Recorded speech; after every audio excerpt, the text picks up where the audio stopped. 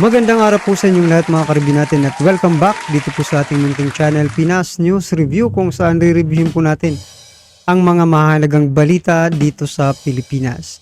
Mga simpleng komento sa mga issue dito sa Pinas. At eto nga mga karibin natin, paktay na. Nabuking grabe matindi to. Kapapasok lang former President Rodrigo Roa Duterte. Sumabog na sa galit. Martin Damay yan mga karibin natin patungkol po riyan. Ang ating alamin dito po sa channel ni Balitang Pinoy TV. Yan mga karibin natin nasa description po. Ang full video link ng balitang ito. Subscribe na po kayo kaya Balitang Pinoy TV. At kung bago ka pa lang at di pa po nakapag-subscribe sa ating munting channel, please don't forget to subscribe. At i-click na rin po ang bell notification para updated ka po sa lahat ng ina-uploads nating reaction video. At eto na nga. Sama-sama at sabay-sabay po natin pakinggan, panoorin at bigyan ng reaksyon ang balitang ito. Ito na po. Hindi ko po na maisip na kaya pong sabihin niya ni Pangulong Duterte ng harapan dito po sa mga Marcos at saka po dito sa mga Romualdez. Grabe po, no? Talagang nasobrahan na po sa galit. Narito ang Balitang Pinoy TV. Magandang araw sa atin lahat mga kababayan. Saan man panig kayo ng daigdig naron, dito na naman tayo sa another episode ng ating vlogs. Pag-uusapan natin ngayon, ito po, no? Napanood na po natin finally yung pong sinasabi po ninyo na bagong video, interview ni Pangulong Duterte kay Sal Panelo, Attorney Sal Panelo. Grabe po, bumuhos po ang galit ni Pangulong Duterte. Dito po sa mga kalaban ng pamahalaan, kalaban ng mga Duterte, lalong-lalo na po itong mga nagkaso sa kanya. Kinuwento niya rin yung paano, ano yung kinahinatnan ng kanyang pistok, bakit galit po ang mga Duterte at mga Duterte supporter sa pistok. Yung kahinatnan po, wala na pong katuturan, no? Talagang ang hirap na pong baguhin. Kahit po, umaamin po siya kahit po nung panahon niya. Nung panahon ni Pangulong Duterte, grabe na po itong ating mga nasa gobyerno. Di lalo na po ngayon na halos wala na nakakaawat. Hindi lang po korupsyon ang sinasabi ni Pangulong Duterte, no? Yung pagkakamal po ng salapi, wala na pong pumupuna man lang dito sa kasalukuyang mga tao sa gobyerno kung paano po sila. Hindi po simpleng magnakaw, no? Yung anong tawag doon? Yung magkamal, no? So, kasi nga po mga karibin natin, no? Kung noon nga sa panahon ni dating Pangulong Duterte, mga karibin natin, takot po itong mga kurap, di ba? Na gumawa ng kalokohan sa panahon ni dating Pangulong Duterte. Ngayon pa kaya mga karibin natin na napakaluwag, no? Napakaluwag po ng ating gobyerno, no? Dito po sa mga politikong ito, mga karibin natin. Paano natin hindi masasabing napakaluwag, mga karibin natin?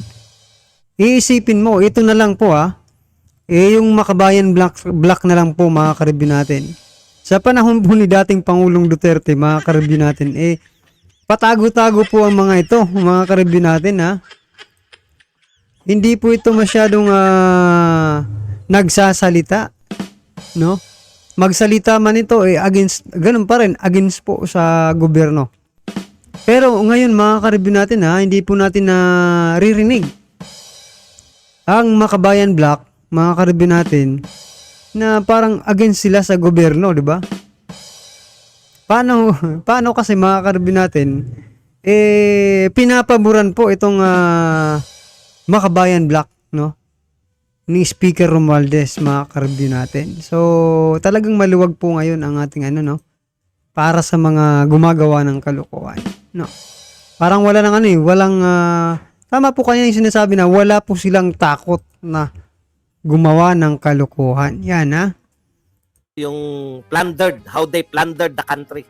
Ika nga. At parang maliit pa yung nangyari. Ito, nag-ugat yung sinasabi ni Panelo dito sa suspension ng gikan sa masa. Diyan po nagsimula yung kwentuhan hanggang mauwi dito sa pananaw niya sa gobyerno ni Marcos Romualdez.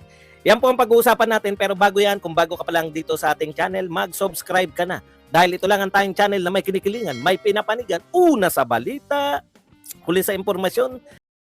Kaya ano pang hinihintay nyo? Pindot na. Okay. Pag-usapan po natin, no? Alam po ninyo yung suspension po, no? Tingin ko yung purpose po ng interview ni Sal Panelo kay Pangulong Duterte ay eto pong suspension, no, ng gikan sa masa for 2 years, 2 weeks o 14 days. Ito po, nakakatakot po tong gobyerno na to, no? Kasi wala na talaga, dating presidente po ng Pilipinas hindi po natatakot, no? Para lang po parusahan yung SMNI. Wala na pong katakot-takot ang lahat po ng mga tao dito sa gobyernong ito, kahit dati pang presidente, no? Pipigilan mo yung freedom of expression ayon nga po kay Pangulong Duterte. Pinaka-basic po to, sagrado. Ito po ay napakataas po, no? Napakataas po sa buong mundo. Ha? Napakataas po ng paggalang ng lahat ng tao sa buong mundo dito po sa dalawang karapatan na nilabag nitong kasalukuyang yung MTRCB sa pamumuno po ng kasalukuyang gobyerno, no? Ano po tong mga karapatan na to na pinakasagradong karapatan sa lahat po ng uri ng lipunan, no? Sa buong mundo. Ito po yung karapatan sa pamamahayag at karapatan sa freedom of the press, pamamahayag at freedom of expression. Yung yun nga po, pamamahayag at freedom ng press. Okay. Alam niyo po ba, dinidiscuss po, maganda po talaga mag-discuss yung mga abogado, no? Kasi nakikita po natin yung mahilig po sila talaga doon sa aktwalan, no? Hindi po mga haka-haka. Syempre, pipilitin po nating maipaliwanag sa mas naiintindihan natin, no? Ayon po mismo dito sa dahilan ng MTRCB. Alam na po natin, no? Ang basic po, kaya po ano po ang tunay na dahilan niyan? Syempre mauugat po natin 'yan.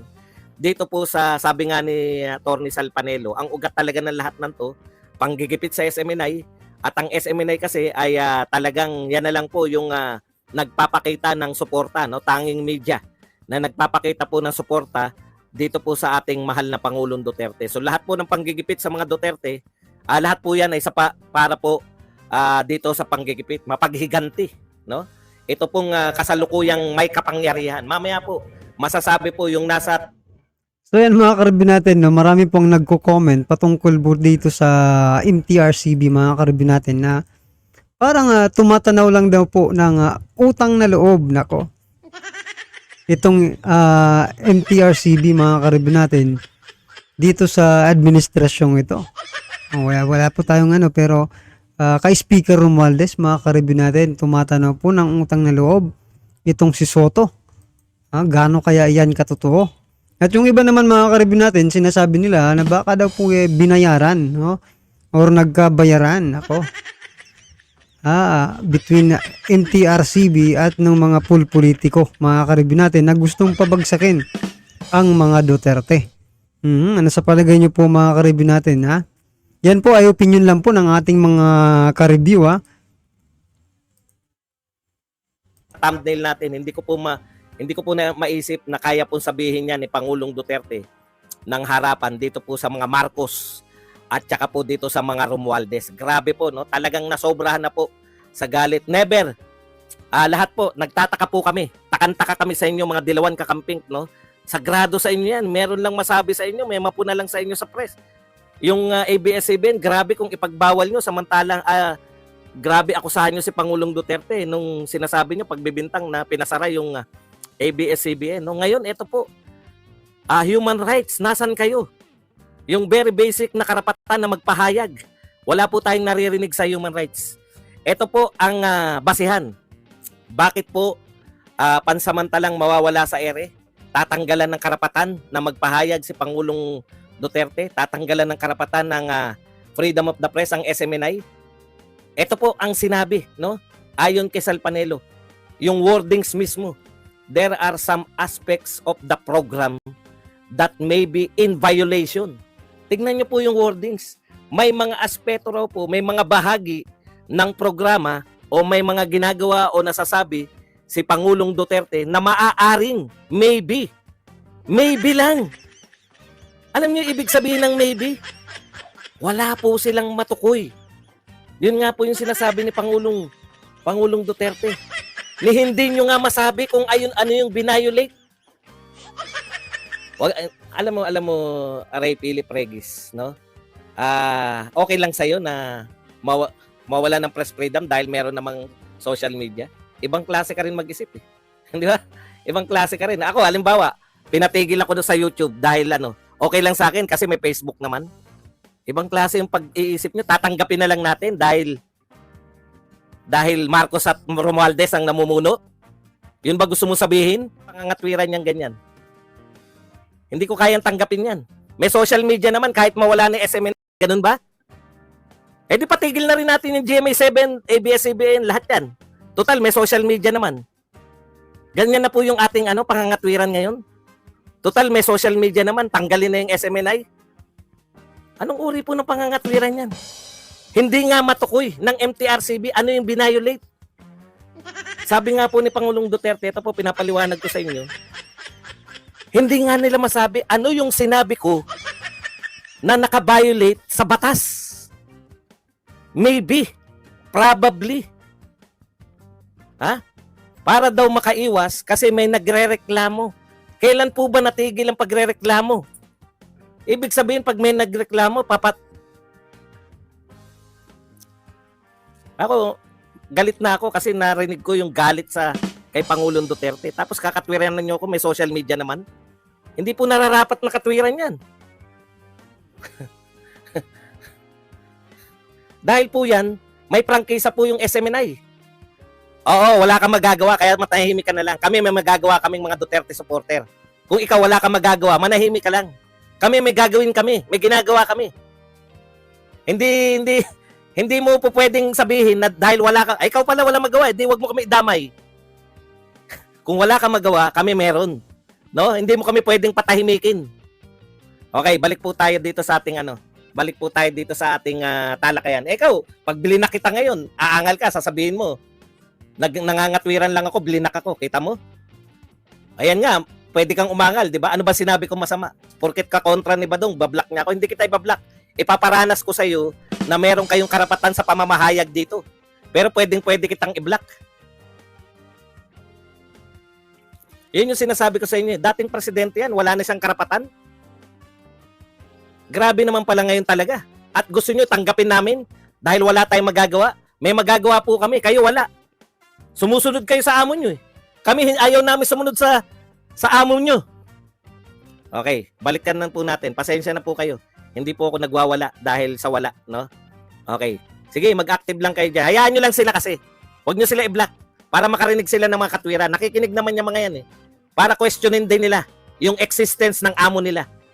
Huwag nyo silang, pakiusap ko lang po, huwag nyo silang tatanggalin. Kasi pag tinanggal nyo sila, nagtagumpay lang sila. Hayaan nyo silang makinig. Kasi, hayaan nyo makultang utak nila sa tunay na katwiran. Okay, meron po tayong konstitusyon. Ang konstitusyon po sa Pilipinas, pinakamataas po yan. Daig po niyan ng speaker. Tukoy na natin. Daig po niyan yung presidente. Ang konstitusyon po ay mas mataas pa sa speaker at mas mataas pa sa presidente ng Pilipinas. Okay? Okay. So yan po ang binabiolate na karapatan ni Pangulong Duterte dito ay karapatang magpahayag. Para po saan? Ano po yung katwiran? There are some aspects of the program that maybe hindi pa sila sigurado yung MTRCB. Sinuspindi na. Hindi pa pala sigurado kung may nilabag o wala. Ganyan na po ang uri ngayon. Manahimik muna kayo, kulong muna, kahit hindi pa kami tiyak. No? Pwede po ba yun? Halimbawa po. Huwag niyo pong tatanggalin. Hayaan niyo lang sila makinig. Ako lang po. Hayaan niyo sila kasi makakarinig din sila. So yan, mga karibin natin, parang lumalabas dito, mga karibin natin, pinangunahan na nila, di ba? O, pinangunahan na po nila na tanggalin o suspindihin yung programa ni dating Pangulong Duterte kahit po wala pa silang nakikitang pagkakamali, di ba? Kasi maybe daw mga karibin natin, ibig sabihin, wala pa silang, hindi pa nila talaga alam kung may mali ba or wala doon sa programa. So yan, mga karibin natin eto na, lang natin dito, na talagang nakita nyo naman kanina, no, doon sa mga pictures, mga karibin si speaker pala, mga karibin natin, ang nag sa MTRCB, no? So may connection po si Speaker Romualdez at yung MTRCB. So yan mga ka-review natin, makikita na po natin kung bakit ganun na lang agad-agad yung pagdidesisyon ng MTRCB na suspindihin po yung programa ng ating dating mahal na Pangulong Duterte, mga ka-review natin. So, at masasabi rin natin na posible, mga ka-review natin, na pamumulitika nga ito, di ba? Kasi connected eh. Alam naman po natin na si Speaker Romualdez po, marami na po ang ginagawa, no? Para lang po di ba? Yung mga takdog nila, marami na pong ginagawa para lang po masiraan itong si Sara Duterte, VP Sara Duterte, mga ka-review natin, no? Maging itong si dating Pangulong Duterte. So yan mga ka-review natin, ano man po ang inyong reaction dito sa naging balitang ito, i-comment lang po sa baba para at isa lang po ng ating mga kababayan ang inyo pong reaksyon patungkol po dito, right? Kung bago ka pa lang at di pa po nakapag-subscribe sa ating munting channel, please don't forget to subscribe. At i-click na rin po ang bell notification para update ka po sa lahat ng ina-uploads nating reaction video. So yan mga ka-review natin, wag din pong kalimutan mag-subscribe kay Balitang Pinoy TV. Yan mga ka-review, nasa description po ang full video link ng balitang ito. Subscribe na po kayo kay Balitang Pinoy TV. Maraming salamat po.